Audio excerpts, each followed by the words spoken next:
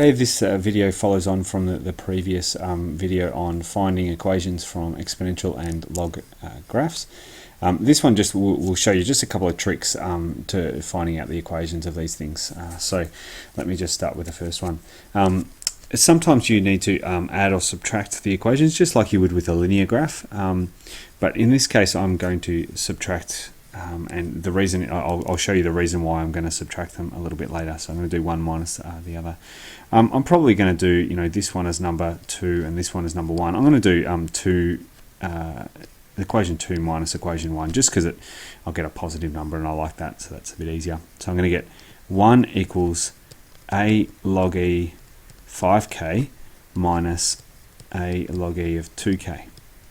Okay, and then what I'm going to do is I'm going to take a out as a common factor, and I get log e of 5k minus log e of 2k. Now, as you can see here, but because they're both logs, we can actually divide the parts inside the logs. So this becomes a log e of 5k over 2k, because when you subtract the logs you actually divide things inside them. And then as you can see here, the k's will disappear and I've just got an equation with only a in it, and I can go on and solve the equation. So that's why I did the subtract, because I knew that these two things would cancel out. If I added them together I'd actually get a k squared, so I wouldn't be eliminating any one term. So sometimes with log equations you can subtract them like that. You do also need to take out a common factor with this, just to be clear. Okay, the next one I'm going to have a look at is I'm going to look at dividing an equation.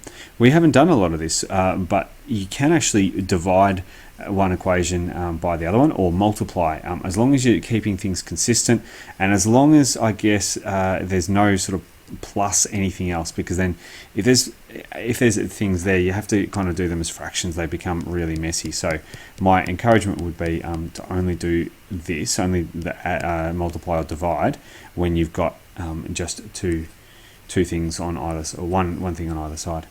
So I'm actually gonna, I guess I'll call this one number 2 and do this one number 1, and what I'll do is I'll do 2 divided by 1, just because why not. So that will be 5 divided by 3 is equal to a e to the negative k over a e to the 2k.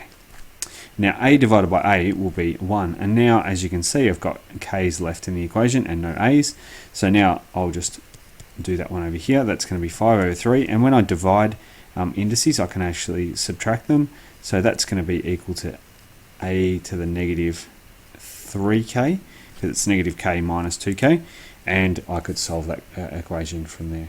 Okay, so sometimes it's helpful to divide an equation or multiply. Either way, you'll in this case I wouldn't multiply because I'd end up getting a times a, which is a squared, but dividing works nicely. So there's really no right way of doing these things. You just have to sort of play around with it until you get confident with all of these things. I guess the last thing I want to mention is the equating values, which is the last one that we did before, when for example, like if you've got ax plus b equals 3x plus 5, well then you know that a must equal 3 and b must equal 5. That's just a simple equation. You won't see that in this topic, but you might see ones with logs and indices. So you're just equating them, you can find out the answer. So if you use a couple of these tricks to help you find out the equations, hopefully you won't go too far wrong. Sometimes it is a little bit of playing around with it, mucking around, but hopefully you can get the right answer. If you've got any questions, please let me know. Thanks.